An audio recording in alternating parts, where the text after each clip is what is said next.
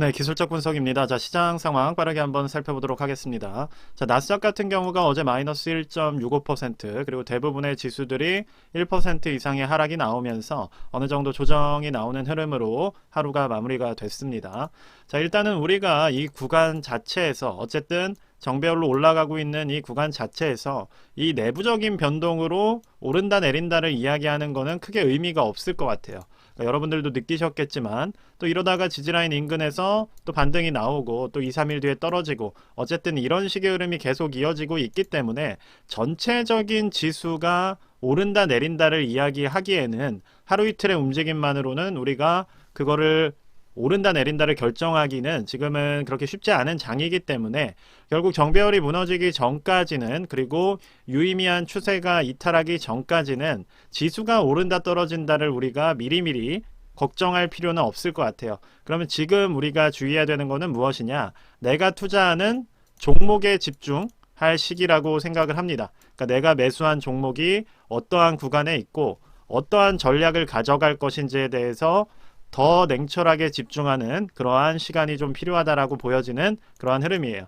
일단 전체 시장을 말씀을 드려보자면 빅스 이야기를 드렸었죠. 자, 그래서 금요일까지 이렇게 하방을 만들던 빅스가 이격도를 벌려준다면 안정적으로 전체적인 지수에 투자할 수 있는 흐름이 나올 것이고, 그게 아니라 이격도를 줄여간다면 어쨌든 시장에 어느 정도 중강도 이상의 조정이 올 수 있다라고 강조를 드렸습니다.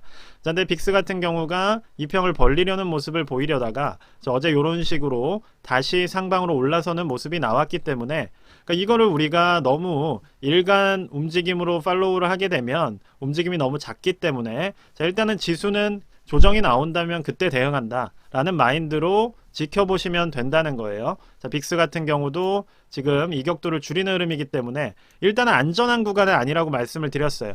이럴 때가 안전한 거겠죠. 그 강조는 저번 영상을 통해서 강조를 드렸기 때문에 일단 이렇게 만들었던 이격도가 이렇게 줄어드는 흐름, 그리고 이평이 밀집된 흐름에서는 언제든 조정이 나올 수 있다라고 말씀을 드렸고, 그렇기 때문에 지난 영상, 어제 영상에서 강조를 드렸던 게 뭐예요? 결과적으로 시장이 좋은 에너지를 단기적으로 뿜어내고 반도체 섹터가 장대 양봉을 만들면서 어쨌든 들어가야 된다는 신호는 주었던 것이 맞지만, 이러한 구간, 즉 조정이 언제든 나올 수 있는 높은 이격도의 위치에 있기 때문에 손절 라인과 비중 조절이 필요하다라고 말씀을 드렸던 겁니다. 자, 이러한 구간에서 시작을 할 때는 비중을 100% 들어가도 상관이 없겠지만, 지금 보시는 것처럼 이평이 존재하고 주가가 이렇게 떠 있는 상황에서는 어쨌든 우리가 30% 정도 비중으로 매수를 들어가거나 손절 라인을 좀 높게 가져가는 이러한 위기 대응 전략, 리스크 관리 전략이 필요하다는 점을 어제 말씀을 드렸던 거예요.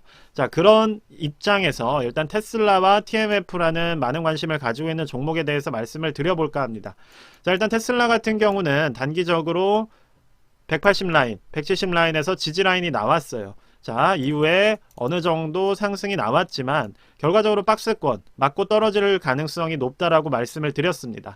결국 박스권 벗어나지 못하고 지금 하방이 나오는 모습으로 시장이 움직이고 있는 상황인데, 자, 테슬라 대응은 간단하게 말씀을 드려볼게요. 그러니까 벌벌 떨 이유도 없는 겁니다. 결과적으로 시장, 즉 테슬라라는 종목에 대해서 내가 계속해서 보유한다는 전략을 가지고 있다면 핵심은 평단을 낮추거나, 그쵸? 아니면 내가 테슬라를 일단은 수익 실현을 하고 싶다. 그러면 탈출 전략, 즉 출구 전략을 짜야 되는 겁니다. 그쵸? 자, 이 두 가지의 시나리오를 가지고 대응을 해야 된다는 거예요. 그러니까 여러분들이 신경을 써야 되는 거는 평단을 어떻게 하면 내가 가장 크게 낮출 것인가, 그리고 만약에 내가 테슬라를 일단은 수익으로 전환을 하고 싶다라고 한다면 어떻게 출구 전략을 세울 것인가, 이 두 가지에만 집중을 해주시면 되는 거예요.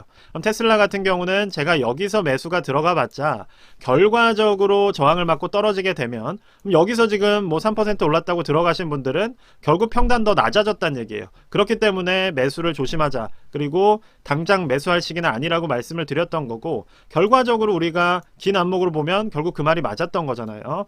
자, 그렇기 때문에 일단 첫 번째 전략은 테슬라 같은 경우는 지금 더 내려갈 가능성이 높다는 거예요. 상당히 높습니다. 지금 80% 이상은 더 하락하신다고 보시면 되는 거예요. 특히나 이제 보조지표로 보시게 되면 MACD 이격도도 줄어들고 있는 상황이고, 자, 슬로우 스토캐스틱도 보시면 하방으로 지금 내려가기 직전 초입의 모습을 보이고 있습니다. 그러니까 이 지표가 어떤 지표인지 이해를 하시는 분들이 있다면 지금 주가 위치를 100분율로 보여주는 거예요. 자, 그럼 100분율로 봤을 때 지금 단기적으로 움직이는 K값 같은 경우는 거의 80%, 즉 최근에 들어오신 분들은 대부분 이 위치, 그쵸? 80% 위치에서 들어오신 것이고, 지금 구간은 40-50% 정도의 가격 구간에 있다는 겁니다. 이 의미가 무엇이 되는 거냐면 결국 이게 또 매물대가 돼버렸다는 얘기예요. 위쪽에 이게 매물대로 자리를 잡았기 때문에 결과적으로는 바로 반등이 나오기는 쉽지 않고, 이 매물대가 어쨌든 매도세로 작용을 하면서 좀 더 하방으로 움직일 가능성이 높다는 겁니다. 자, 그럼 그 다음 지지라인은 어디라고 계속 강조를 드리고 있어요?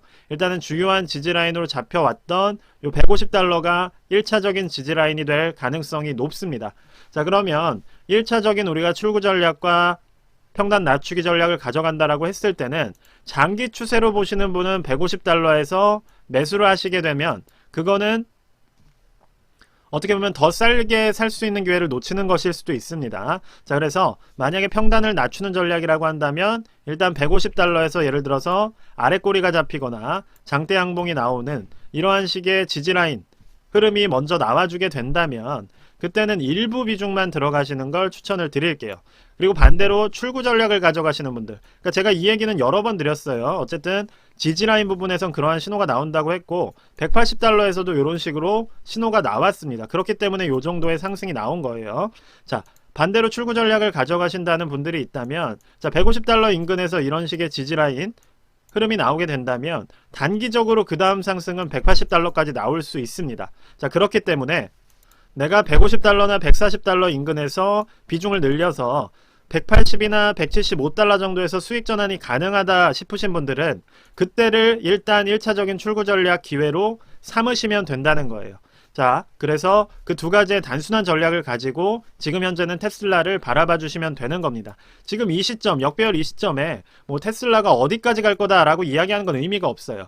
워낙 그거는 허황된 이야기라는 겁니다. 일단은 여기에 존재하고 있는 이 엄청난 매물대 보시는 것처럼 이 구간은 지금 다 매수한 사람들로 가득하다는 거예요. 그럼 이 이상을 얘기하려면 일단 여기가 소화가 돼야 된다는 것이고, 단순하게 접근을 했을 때는 1차적인 전략은 내가 출구 전략을 가져갈 수 있는 것인가, 그리고 그 가능하려면 언제 내가 매수를 해야 되고 언제 매도를 해야 되는지 그 전략을 가져가셔야 되고, 그 1차적인 채널 라인이 바로 요 150에서 140, 그리고 상단으로는 180 정도, 요 라인이 일단 1차적인 출구 전략을 가져갈 수 있는 구간이 될 수 있다는 겁니다. 그래서 여기에 맞춰서 전략을 세워주시면 될 것 같아요. 그래서 지지가 나오는 부분은 제가 확인을 하고 어쨌든 주요한 흐름상에서 말씀을 드릴 것이기 때문에 여기서 매수를 할지 말지는 그때 가서 결정을 해주시면 된다는 거예요. 자, 일단은 두 가지의 단순한 전략으로 테슬라는 일단 지켜보시는 게 맞다, 이렇게 정리를 해드리겠습니다. 자, TMF 같은 경우는 일단 또 많은 분들이 매수를 하셨을 텐데 일단 단기적으로는 지금 매수할 수 있는 구간이에요. 자, 지금 일단은 갭상승이 나왔기 때문에 매수를 할 수 있는 구간이지만 저 장기적으로 보았을 때는 우리가 조금 더 시간이 필요한 게 맞습니다. 자, 일단 1차적으로는 저점이 낮아지고 고점은 장기 평을 맞고 흘러내리는 흐름을 계속 보여주고 있기 때문에 지금 이 구간에서도 1차적인 저항이 나올 수 있는 구간은 60달러 인근이에요. 즉 8-9% 정도의 상승이 더 나올 수가 있고 그 이후에는 조정이 나올 수 있다 라고 이해를 해주시면 될 것 같습니다. 자, 그래서 여기서 무조건 매도를 해야 되냐? 그건 아니에요. 일단은 TMF 같은 경우는 무조건 재매수 기회가 온다라고 생각을 해주시는 게 중요합니다. 그러니까 TMF는 지금 못 산다고 덜덜 떨 게 아니라 어쨌든 TMF란 종목이 올라가기 시작하고 본격적인 채권 매입 에너지가 들어오는 시점에는 자연스럽게 정배열이 잡혀 있을 거예요. 이런 식으로. 자, 장기 입평은 하단으로 내려가고 단기 입평이 위로 올라오는 이 구간이 무조건 잡힐 수밖에 없습니다. 그럼 그 구간은 어떤 식으로 움직이게 될 거냐면 단기적으로 올라가더라도 그 구간을 만들기 위해선 반드시 저점을 높이는 구간이 필요해요. 그럼 여기서 매수가 들어가도 충분히 좋은 매수 구간이라는 겁니다. 자, 그렇기 때문에 만약 여기서 매수를 들어가셨거나 오늘 매수를 들어가신다고 하더라도 TMF를 어느 정도 보유를 하시겠다는 생각이 있는 분들은 조정이 나오더라도 저점이 높아지는지를 확인해 주시기만 하면 되는 거예요. 그리고 만약에 그 부분이 확인이 된다면 한 번 더 비중을 늘려주셔도 된다는 겁니다.